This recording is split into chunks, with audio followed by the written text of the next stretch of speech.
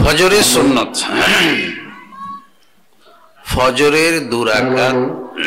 ফজরের দুরাকাত সুন্নত।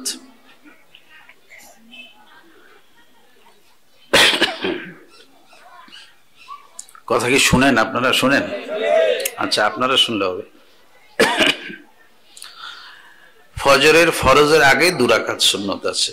জোহরের ফরজ 4 রাকাতের আগে 4 রাকাত আছে, পরে 2 রাকাত আছে। মাগরিবের পরে 2 রাকাত আছে, মুআক্কাদা গুলি বলতেছি। ইশার পরে 2 রাকাত আছে। এখন আপনি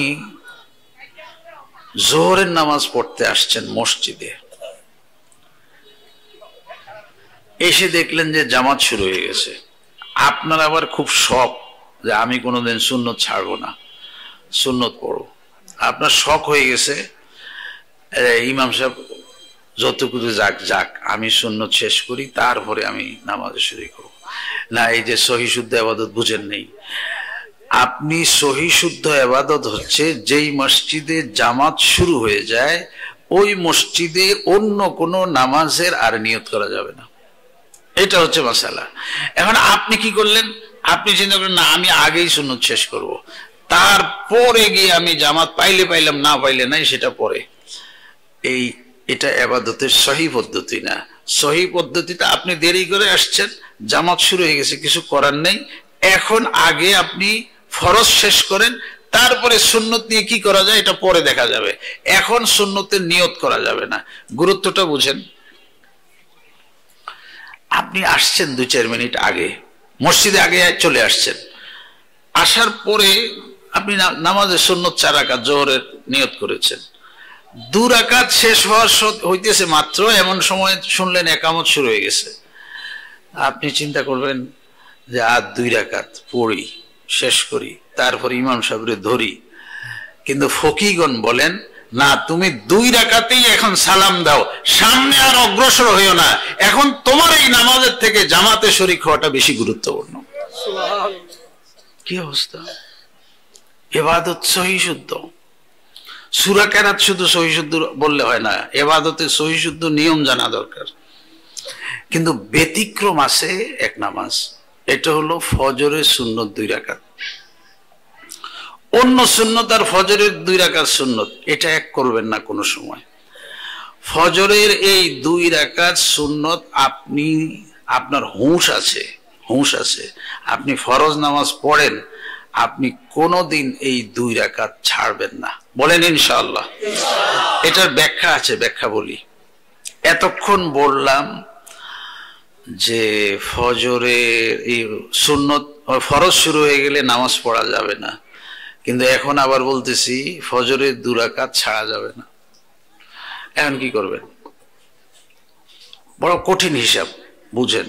আগে গুরুত্বটা বুঝেন। আমাদের আকাবিররা, আমাদের মুরব্বীরা, আমাদের ফকিরা যারা কিতাব লিখেছেন, মাসালা লিখেছেন, ওনারা বলেছেন মুসাফিরও যেন কোনোদিন কোনো কারণে কোনো অবস্থায় ফজরের সুন্নত 2 রাকাত ছেড়ে না দেয়। আমরা তো মুসাফির হয়ে গেলে মানে 48 মাইল পথ অতিক্রম করার নিয়তে নিজ মহল্লা ছেড়ে চলে গেলে আমি মুসাফির। 48 মাইল মানে 77.25 কিলো, ধরেন 77.5 কিলোমিটার পথ আমি যে কোথায় যাব, নিজ মহল্লা পার হয়ে গেলে আমি মুসাফির। 4 রাকাত বিশিষ্ট ফরজগুলি হয়ে যাবে 2 রাকাত। 4 রাকাত বিশিষ্ট ফরজগুলি কয় রাকাত হবে? 2 রাকাত হবে। এই যে দেখেন সহি শুদ্ধ ইবাদত। আবার এখানে শুরুত আছে, যদি আমি কোনো ইমামের পিছনে ইক্তেদা করি, স্থানীয় কোনো ইমামের পিছনে, মনে করেন আমি চট্টগ্রামের দিকে যাইতেছি, কুমিল্লা এখানে বাস থামছে, ওখানে মাগরিব এশার নামাজ শুরু হয়েছে, আমি ওই জামাতে শরীক হয়ে গেলাম, তাহলে কিন্তু আর 2 রাকাত না, তাহলে কয় রাকাত? 4 রাকাত। এই যে দেখেছেন অবস্থা। সহি শুদ্ধ জানতে হয়। ওখানে আর 2 রাকাত থাকবে না, ওখানে কয় রাকাত থাকবে? তাহলে 2 রাকাত কোন সময়? আমি যদি একা পড়ি তাহলে কয় রাকাত? 2 রাকাত। আবার আমরা সব মুসাফির এক গাড়িতে করে যাচ্ছি, তা আমরা নিজেরাই এক মসজিদের সামনে থেমে গেলাম, আমরা এই 8-10 জন যতজন আছি আমরা সবাই যেহেতু মুসাফির, আমাদের ইমামও মুসাফির, মুক্তাদিও মুসাফির, সবাই নামাজ 2 রাকাত। সবাই নামাজ কয় রাকাত? 2 রাকাত। আপনি যদি সফরে বের হন, ফরজগুলি তো আদায় করবই, সুন্নতকে শিথিল করা হয়। শিথিল করা হয় মানে সুন্নত পড়লে সওয়াব আছে, না পড়লে গুনাহ হয় না। কিন্তু যদি আপনি কোথাও স্থির হয়ে যান, মনে করেন চট্টগ্রাম চলে গেছেন, ওখানে 2 দিন থাকবেন, তাহলে বলেছে আপনাকে মুআক্কাদ আদায় করার জন্য শুধু একটু শিথিল করা হয়েছে গাড়ির সফর অবস্থায়, এখানে একটু শিথিল করা হয়েছে। তবে এই গাড়ির সফর অবস্থায়ও বলেছে ফজরের 2 রাকাত কিন্তু ছাড়া যাবে না। ফরজের 2 রাকাত কিন্তু ছাড়া যাবে না।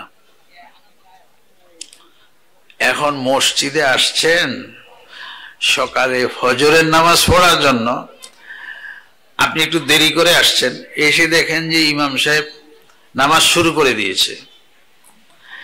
এখন একটু আগে বলা হয়েছে হাদিস যে যেই মসজিদে নামাজ শুরু হয়ে যায় ওই মসজিদে আর কোনো নামাজ পড়া যায় না। এখন কি করবেন? ফজরের সুন্নত তো ছাড়া যায় না, এখন কি করবেন? এখানে একটা শক্ত কথা আছে, আর বলে নেই।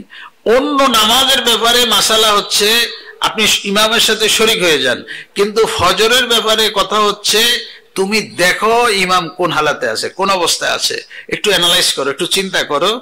আমি যদি সুন্নত 2 রাকাত পড়ি কোথায়ও, ইমাম সাহেবকে কি আমি জমাতে পাবো কিনা এটা হিসাব করো। প্রথম রাকাতে আছেন না দ্বিতীয় রাকাতে আছেন? ফজরের কেরাত তো একটু বড় হয়, আমি ছোট কেরাত দিয়ে যদি সুন্নত 2 রাকাত পড়ি, আশা করি আমি ইমাম সাহেবকে তাশাহুদের মধ্যে গিয়ে হইলেও পাবো। তাহলে বলেছে আগে সুন্নত পড়ো, তারপরে জামাতে শরীক হও। জামাতে শরীক হও। এখন আমি জামাতে শরীক হব যে সুন্নত পড়বো কোথায়? মসজিদে তো এখন নামাজের নিয়ত করা যায় না, এটা আরেক মুশকিল রয়ে গেল।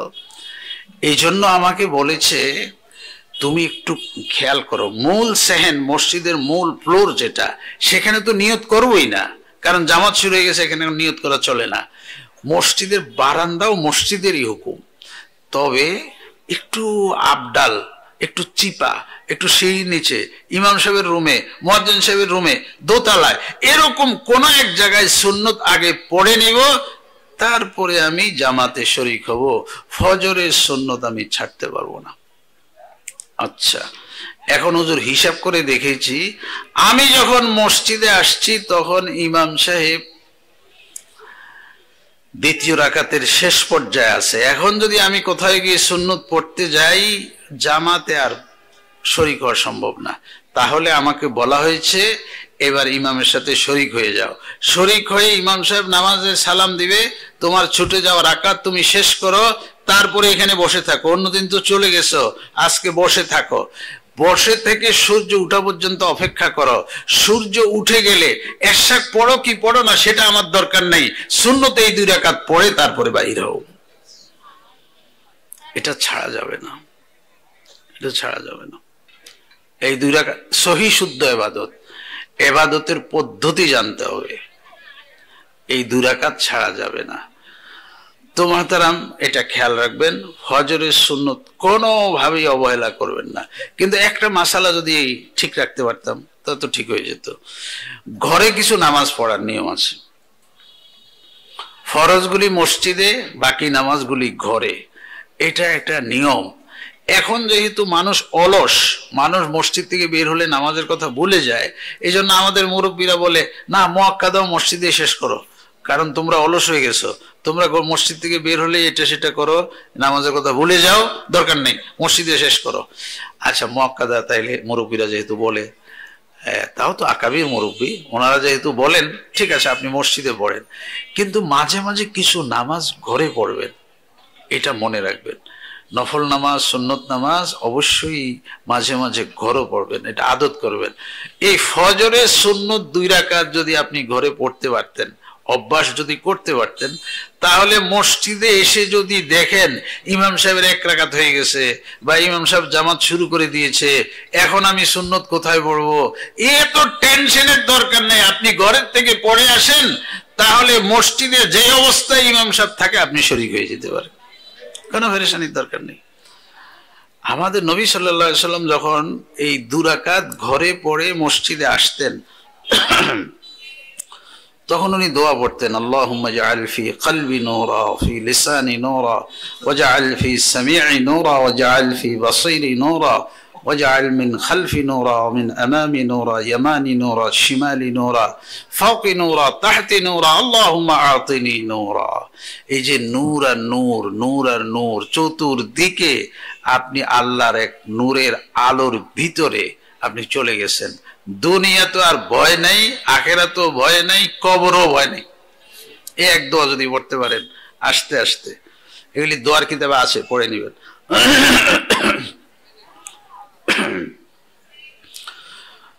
তো ফজরের নামাজের সুন্নতের ব্যাপারে একটু খেয়াল রাখবো। সহি শুদ্ধ ইবাদত, অল্প আমলই নাজাতের জন্য যথেষ্ট হইবে। আরেকটা বলি, শেষ করে দিব, নিয়মিত নিয়মিত অল্প আমলেই নাজাতের জন্য যথেষ্ট হবে। নিয়মিত, একদিন করে 10 দিন করেন না, এরকম ইবাদত আল্লাহ পছন্দ করেন না। অল্প করেন, প্রতিদিন করেন, অল্প প্রতিদিন। একটা বলি, একজনে আছেন 1000 তাসবিহ পড়েন, ভালো পড়েন। একজন আছেন 100 পড়েন, কেউ আছেন 12 তাসবিহ পড়েন, পড়েন, আপনি নিষেধ নেই। কিন্তু আমার কথা হলো, একদিন পড়লাম 10 দিন পড়লাম না, এটা তো আল্লাহ পছন্দ করেন না। আল্লাহ চান অল্প হোক, প্রতিদিন করি। তাহলে একটা ছোট আমল করি, প্রতিদিন নামাজের পরে একটা জিকির আছে, সুবহানাল্লাহ 33 বার, আলহামদুলিল্লাহ 33 বার, আল্লাহু আকবার 34 বার, আছে না? আবার 10 10 10 কথা আছে, 33 33 33 এর কথা আছে। পরে আছে লা ইলাহা ইল্লাল্লাহু ওয়াহদাহু লা শারীকা লাহু লাহুল মুলকু ওয়া লাহুল হামদু ওয়া হুয়া আলা কুল্লি শাইইন কাদির। আপনি যে কোনো একটা পদ্ধতি গ্রহণ করেন, নামাজের পরে এবং রাতে শোয়ার সময় এই 33 33 33 এই ছোট আমলটা যদি নিয়মিত করতে পারেন, সমুদ্রের ঢেউয়ে সৃষ্ট ফেনা সাগরে যে পরিমাণ হয়, আপনার গুনার পরিমাণ যদি তার থেকেও বেশি হয়, আল্লাহ মাফ করে দিবেন। ছোট্ট আমলই করি না, 1000 তাসবিহ বড়রা পড়ক না, আমি তো ছোট মানুষ, আমি ছোটটাই করি না। আমি ছোট আমলটা করি, কিন্তু নিয়মিত করব। আচ্ছা, 10-এর কথাটা শুনেন, সুবহানাল্লাহ 10 বার, আলহামদুলিল্লাহ 10 বার, আল্লাহু আকবার 10 বার। মানে আপনাকে ছোট বাচ্চার মতো আমাদের নবী সাল্লাল্লাহু আলাইহি ওয়াসাল্লাম বুঝাচ্ছেন, 10 বুঝো, আল্লাহ কিন্তু একটা আমল করলে অতিরিক্ত 10টা নেকি দেয়, হিসাব দেয়। আপনারা হিসাব করায় বুঝাইতে আছে। তাহলে তুমি যদি 10 10 করো, তাহলে 30, 5 ওয়াক্ত নামাজের পরে হইব 150। কত হইব?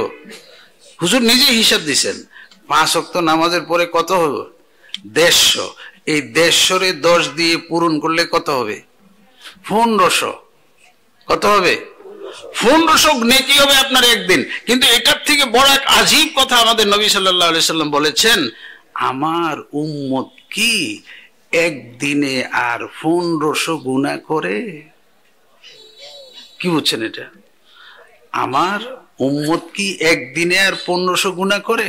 তার মানে আপনি যদি এই 10 বার 10 বার 10 বারের তাসবিহ পড়তে পারেন, আপনার এই সারা দিনের গুনাহগুলিও মাফ হয়ে গেছে। আর মানুষ গুনাহ 1500-এর উপরে করতে পারে না। হুজুর একটা হিসাব দিছেন, একজন মানুষ একদিনে 1500-এর উপরে গুনাহ করতে পারে না। তাহলে 1500-এর উপরে গুনাহ যদি না হয়, তো এই 10 বারের তাসবিহ আপনার 1500 গুনাহ মাফ হয়ে গেছে।